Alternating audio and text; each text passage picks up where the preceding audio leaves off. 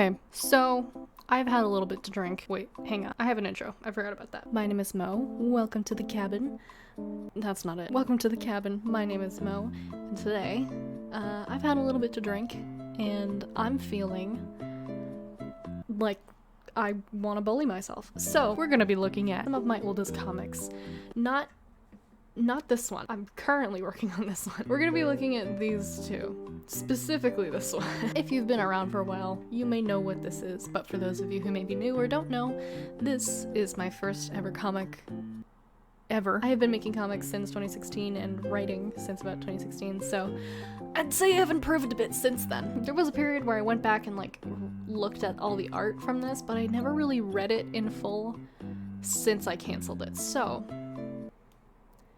I'm about to cringe real bad. Okay, that took forever to get centered. What is going on? Hang on to your boots. We're getting... Oh boy. Okay, now that I've finally gotten this figured out, we need to go... Oh shit, sorry. We need to go back to the first... Oh wait, no, that's the most recent. Hold on. We need to go... We should look at this first, actually. That channel doesn't exist anymore. I mean, it exists, but this video doesn't exist anymore. Let's take a look at what's going on here. Let's take a look at this synopsis. Phantasi is a dramatic fantasy webcomic made by Mo M. Dazzle, aka me, with the help of some friends. This story, capitalize that shit, really doesn't say anything about what the story is about. If I were to now write a synopsis about Phantasi, it would probably be along the lines of, when transported into an unfamiliar world, Ronnie has to relearn how to live life while facing many dangers. Something like that. Something that gives us a little bit of substance, gives us a little bit of, a little bit of spice. Why am I here? Oh wait, right. The prologue. Off to a great start. So, here's the thing. This says 2017, but that's because that is when I started posting on Tapaz. I had started this comic in, I think, 2016? It could have been 2015, but I'm pretty sure it was 2016. Also, I like how I marked it mature when this was the art style. I feel like you can get away with blood and some gore if your style isn't super realistic. Obviously, if it deals with heavy subject matter, then maybe not. Why is her nose pixelated? I've never made comic pages before this point, so I'm gonna try and not judge the art style too much. However, when you're doing a close-up of somebody's eyes, chances are there's going to be hair at the sides there. You're probably going to see the edges of their face. This is a very good example. If this was at the angle that it is, you would see her jaw here, her cheek there, probably the ends of her eyes, and some hair depending on what hairstyle your character has. Also, this bruise. Obviously, take it with a grain of salt. I'm not a professional. However, you'll see it's very inconsistent. We never see this bruise again, I don't think. See, the bruise is gone. I like to try and put some yellow and green in there as well. They can be purple for certain stages, but they're not just purple. Chances are there's red and yellow and green around there too, depending on how bad the bruise was. Lots to unpack here. What's going on? So she's waking up. A joke that people in my community like to make is that it's not one of my comics if there isn't a scene with someone's eye opening. This is supposed to be her internal thoughts, but there are different ways that I could do that now. I try to avoid thinking as a whole. Well, okay. I try to avoid writing in characters having internal thought because it kind of takes away, or at least what I've seen in my previous comics, it kind of takes away from the ability to see what they're feeling through their body language. So we can tell that she is uncomfortable, but there is probably a different way to say what she's thinking without her actually saying it. Oh, that hurts me.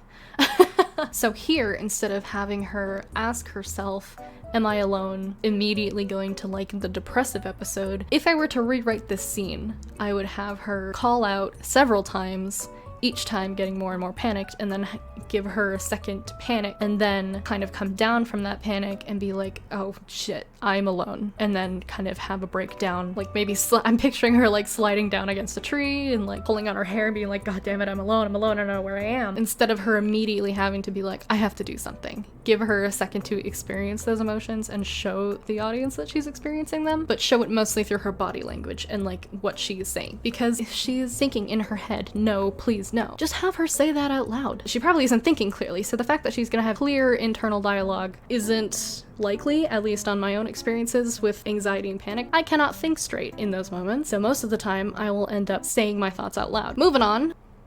I hate this. In this scenario, if I was doing this now, I would have drawn her like lower body, showing that she's trying to get up, and then focus in on the wound here and kind of put like some wiggly lines or something in like, or like stars to represent that there's pain coming from there. And then, okay.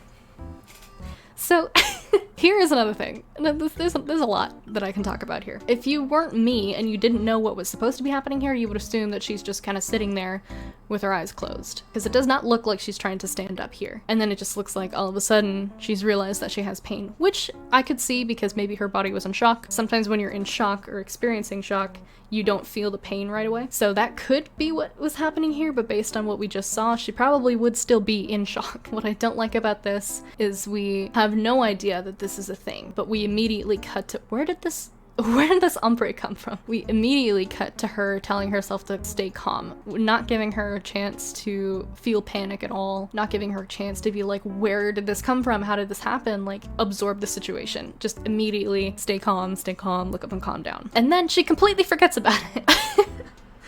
I didn't draw this. I didn't draw this at all. This was you can tell it's copy pasted because it's squashed as well. That's so funny. Can't even really tell what's going on here. I mean, I can tell what's going on because I'm the one who drew it, so I know the intent behind it. But this doesn't exactly look like a cliff's edge. It looks more like an egg. And then she immediately gets pulled into her thoughts and calls out for help. So this, I can kind of... That doesn't look right. That also does, her shoulders, the more I look at this, the more issues I find. I guess if I were writing this now, I would have her try and stand up again several times, and after failing several times, then resulting to calling out for help. Because we see in the beginning, she called out for help and nobody responded. So why would she immediately go back to call out for help again if she knows nobody heard her the first time? So I feel like this would kind of be a last resort thing. Jemmy. So if you don't know, this is Jemmy. She's one of my characters. This was her oldest design. This is the first time I ever drew her in the comic. This is Addison, by the way. I'll put a picture up of what Addison looks like now, but this was Jemmy's pet, I guess. And now Addison is kind of like the family dog. We cut immediately to a meanwhile, and then we never see this again.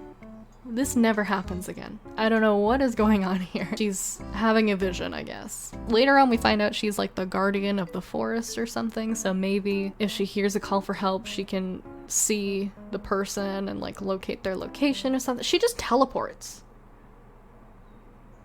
That never happens again. Also she says, hold on, I'm coming, I'll help you. I don't think this is effective. I think if it was her personality that she has now, also look at how disappointed Addison looks now that the attention isn't on her. If this was with Jemmy's current personality, she wouldn't like take the time to have this kind of internal thought. She would drop everything and just immediately run over. Not looking so happy either. Like if she saw someone bleeding out in front of her, she wouldn't exactly waste time being like, don't worry, I'll come help you. She'd be like, move, fucking go, let's go. Again, not realistic. If she was bleeding out and in intense pain, which from what it looks like, she is in intense pain, I don't think she would take this second to be like, huh, I wonder how I got here. That would be an afterthought. Her thoughts right here would be like, I'm gonna die. Oh god, this is funny too. This is like the portal or whatever, and I just took that and made it bigger, and you can tell because it's all like blurry and shit. Again, what is that? That wouldn't be a thought. That would not be a thought you're having right now if you are in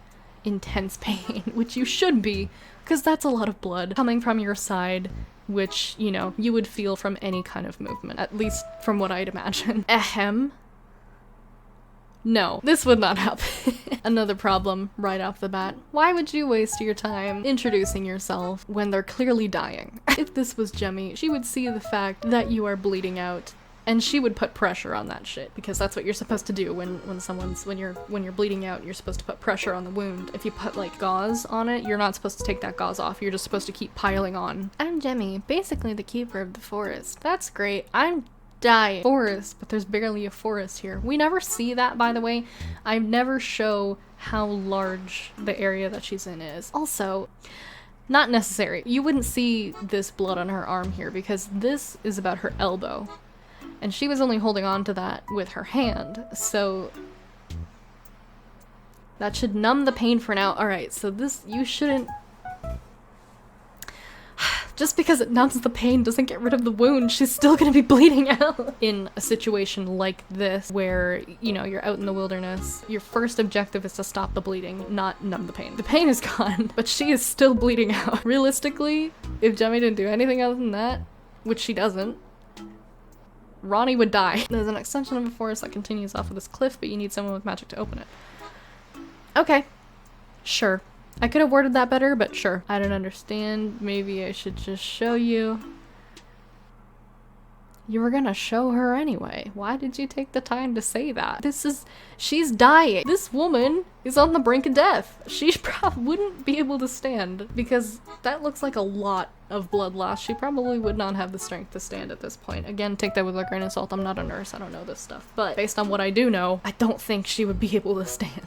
Blood is it's like a bright red. It's only super saturated if there is a lot of it. If it's saturated to the point where it is almost black, you're basically dead. So later on in the comic, Ronnie passes out because she's like, damn, this is super unrealistic. I must be dreaming, and she passes out. I think she would have passed out here. Not only just from the blood loss, but also for what she just saw. She would probably be so scared that she would pass out. Not just ask, what? You coming? What do you mean? She's bleeding out! Wait, I just meant you. How can I trust you? I don't even know where I am or why I'm even here. Okay, fair enough. That's valid. So this was supposed to be Jemmy being taken aback, and then she says, someone I know said the exact same thing. That was supposed to be in reference to Camilla. I don't particularly know why. I think that was supposed to be just a parallel, but a parallel doesn't make sense if you don't know the context behind the parallel. Like, parallels only work if you see the other scene, and then later down the line, a scene paralleling that scene happens, and then you can see the connection between those two.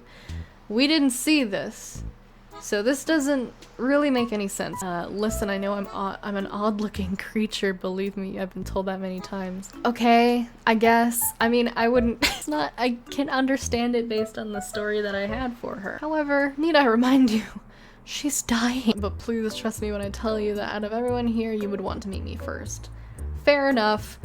But do that later! It's funny to me how much small talk there is before they actually get to somewhere safe and start fixing her wound. You can see the change in text here. Now what I started doing was typing it out in a document and screenshotting that document and selecting all of the white background and deleting it and then changing the color. A lengthy process, I know. Well, I mean, you did help me. Not really. She put you in more danger. Just because you can't feel the pain doesn't mean the wound isn't there. She probably put you in more danger. She numbed the pain. And because of that, your body can't send signals to you to be like, hey, don't move like that. That's making this worse. I guess you can't really go wrong there.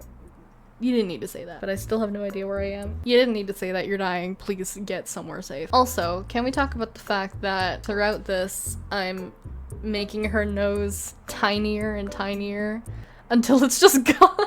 Because I had changed styles, but at the beginning, she has a nose. And I was like, how do I get rid of the nose without being obvious? You just make it smaller and smaller until it's not there. Well, on that note, follow me and I'll show you. Will it hurt? I can understand the skeptic, but you should... Okay. This makes me mad. I can understand being skeptical, but at the same time, if you were experiencing that level of intense pain, and then some blue creature comes across and is like, hey, I numbed this for you, wouldn't you feel the lack of pain? So no. By that logic, it wouldn't hurt. You don't need to ask that. See, okay, on one hand, I can understand because she's probably a little bit traumatized, not having the greatest time considering there is an open wound in her side. However, it's just logically it wouldn't... Okay. I will excuse this. I promise you won't feel anything. Like I said, out of everyone here, you would want to meet me first. Okay, that doesn't justify the fact that she wouldn't feel anything. What justifies the fact that she wouldn't feel anything is that you numbed the pain earlier, which, by the way, made it worse. Yep.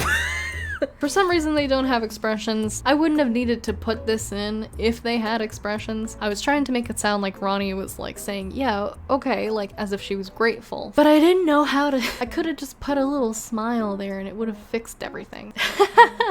Before you read at the end of the chapter. This doesn't help, by the way. I realize this now. If you're gonna put in a trigger warning, put it at the start of the comic. So in my current comic, Road to the Remedy, at the beginning of chapter 4, Luna, the main protagonist, dead names her brother. So at the start, I put a trigger warning and say implied dead naming, implied negative family relationships, and abandonment. And then I show there's the implied dead naming, and there's her brother. There's no actual translation here. It's just several sentences written over top of each other in a made-up language. But based on the situation that you're in, you can assume that that is a dead name. Also, the fact that I put implied dead naming helps to imply the fact that there's dead naming. Anyway, if you're gonna put a trigger warning in your comic, don't put it here. Because it doesn't matter when it's here. So put it at the beginning, put it way up at the top where people can see it immediately and then be like, okay, now I know what I'm getting into. Let's go to the next episode. So back when I first started writing this, I hadn't sectioned it off into chapters because I hadn't written any of this beforehand. I was just immediately going into it and making it up as I go, which you shouldn't do, but it's ironic because I did the same thing here. Except I had a general idea of what the story was gonna be. Whereas in Phantasi, I had literally no information going into it. I came full circle in chapter 1 up until I think, up until this point, specifically this speech bubble. I hadn't written anything until I realized like, oh wait, this is stupid. I should be writing stuff. So, do you own this forest? Now I understand why I didn't like Jemmy before. I don't like this version of Jemmy. I liked her a lot when I was younger. Going back now though, how could you have been the leader for almost 100 years and not known that this wasn't okay? Obviously it's chalked up to like my inexperience, not only in life, but as a writer. But, you know, looking at it now, this is so wrong. Do you own this forest? No, I just keep it safe, but I do have a connection with it. Okay.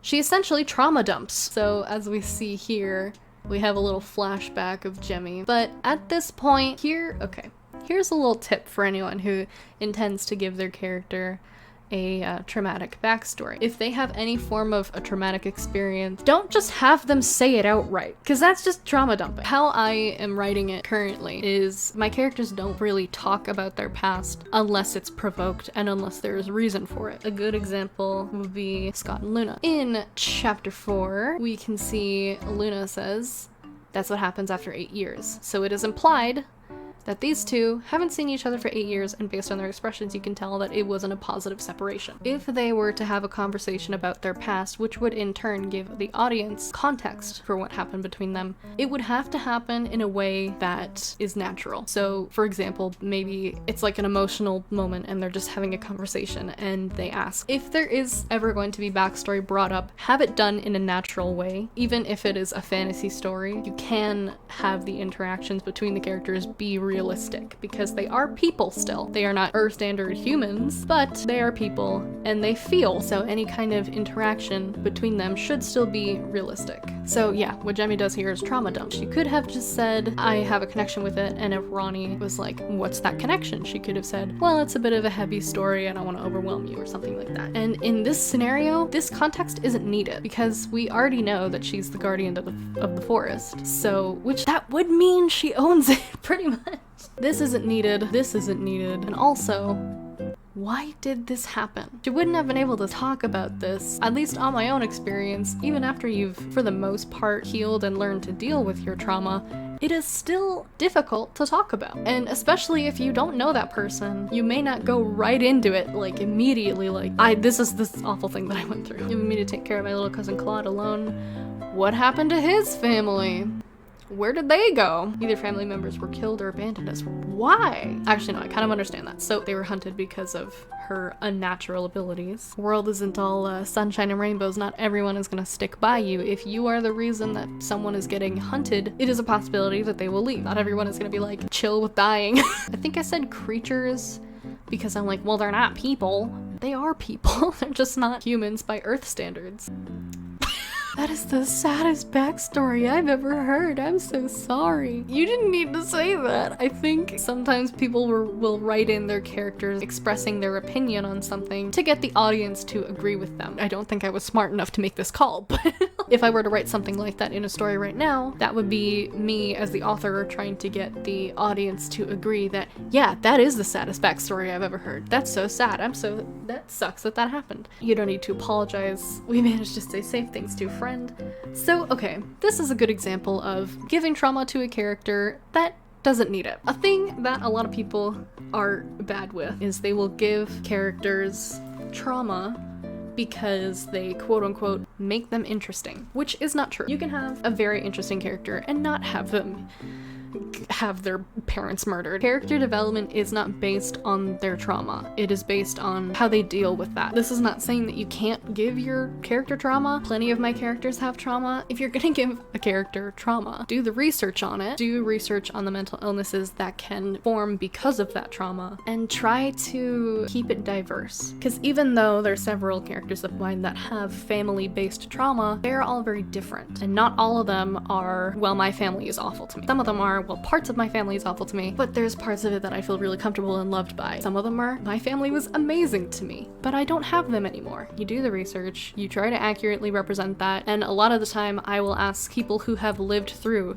that specific type of trauma, and I will like ask them questions about how they dealt with it. What about it is the hardest to deal with in their experience? It's important to get information from people who have lived those scenarios. I'm getting lost here. I'm getting lost. Moral of the story, you don't need trauma to make a character interesting. Trauma is not character development, but it can be character background, and the development of that character should be related to that background. Yes, a lot of my characters have trauma, but that is not their character development. That is a part of their past and their motivations. Their character development is them learning how to heal from their trauma and talk about it and making positive changes to their life and relationships and who they are as a person. That is character development. Slapping trauma on a character is not development. It can be background, but it is not development. I'll never stop talking about this if I don't stop now, so let's just continue. I spelled apologize wrong. After all, we managed to say safe thanks to a friend.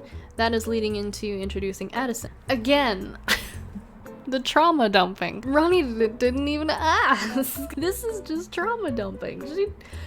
Shut the fuck up. I was alone because I had weird eyes. So my mom literally created life. Stop trauma dumping. She sounds like a wonderful woman. I still can't believe you trusted me. Thank you. That has nothing to do with anything you just talked about. Ooh, who's that? It's Camilla. Back in here, Camilla was like a hardened badass. Well, she kind of is now. Oh my god. She says, I can't believe you trust me. She's like, lol, I can't believe I trusted you either. Oh my god, this is guilt tripping now. Why did I make her such a manipulative character? Oh god, no wonder I didn't like her. I don't even know your name yet. Do you know how hard it is keeping this place? He's guilt tripping. She's gaslighting her. Oh yeah, Ronnie's name used to be Mo because this was my old persona. If you watched my sketchbook tour, this is the character that I drew like as a murdering maniac. Oh, this is so annoying. Dude, you're dying. And yet she's like, why are the trees blue? Ronnie, what's wrong? Oh, I don't know. There's a monster behind you. This isn't threatening at all. This is James, but he's so different. I may as well just refer to him as a different name, which he did have a different name. His name was Jolt. This is Jolt. It's such a stupid name. Oh, he's a robot. What should I name him? Thank God she missed. See, I didn't have to put that in there. I could have just left the audience to assume that she is relieved based on her expression and body language. I remember I did dubs of these on like my old channel. I can hear this image. That's offensive. I think I did the same thing in my other one. So she's not too distraught. See, this is a more accurate reaction to this whole situation. I didn't have to add any of this. Why are you... I didn't like her here either. Why are you annoyed at the distress of this injured and clearly disoriented person? What is wrong with you? Calm down, you're safe. Oh my god, it talks. This isn't funny. I'm laughing because I'm embarrassed. This isn't funny. Well, that was just rude. Yeah, it was rude. On one hand, I can kind of see it. She was previously on Earth, so she has never seen someone that looks like him before, so... or any of them, for that matter. There's a comment somewhere that was like, lol, she wakes up as a furry. I'd be distressed too. Yeah, he's like, well, that was just rude. Here, he has no reaction. You know how I said I love blue for multiple reasons? He's the biggest reason. Alright. It would be ironic if she hated blue. Because she is blue. I was forcing this down my viewers' throats. In this story, these two are supposed to be romantically coded if you couldn't fucking tell. But the way that I did it was awful. So for context, they have been alive with each other for almost 100 years. Don't ask me why, I don't know. They're like 20. And they've been like pining after each other for those 100 years. Realistically, wouldn't you just be together if that were the case? Maybe it was like, they're both guardians, so maybe they're not allowed to be together. I don't know. That wasn't the reason that I had in mind when writing this. My reason behind it was, they're too embarrassed. They're not gonna tell each other, they're too embarrassed. It's been 100 years. I could not have been more obvious with the fact that she likes him. How they did this. Well, long story short, well, to sum it up, this is an example of bad trauma representation. This is a trigger. This thing caused her a lot of mental and physical trauma. Realistically, she shouldn't be able to just hear, breathe, and be fine. She's too scared to face this thing because of what it did. On the other hand, she is the leader of this city, so she should be the one protecting her citizens. Also, we should go. But stay behind me. Right, I'm gonna skip ahead to Blanc and Michelle because I miss them. I need to call Michelle. What the fuck is Look at her. I love her. I've always loved her. I'm gonna fall. For me? This was another example of just forcing this ship down people's throats. It wasn't gonna work. They don't work together. Also, he used to be such an obnoxious flirt, like to the point where it was disrespectful. He is not like that anymore. A lot of people had like crushes on him because it was like, ooh, he's such a flirty character. That's not hot. He is not flirtatious anymore, which may be disappointing to some, but you know, he's like respectful now. Not necessary. You could tell based on this frame and his expression that he saw this and is now regretting his decisions. Michelle, can you hear me? Yeah! And then she falls. Oh, I love that. Which is, wait, that is like a common thing too. Hold on. She falls on her face. Alright, I think that's enough. If you would like another one of these, let me know. When I'm able to draw again, I plan on attempting to redraw and like re-script a lot of these pages just for fun. Kind of like my character redesign videos, but like comic redesign. If you're feeling generous, consider subscribing. What is my outro? If you're feeling generous, maybe consider subscribing. It could put my work out there and give me a lot of cool opportunities. You can find my socials on the screen as well as in the description, along with where you can find and read my comic, Road to the Remedy. You keep my life bright, my lights. Goodbye!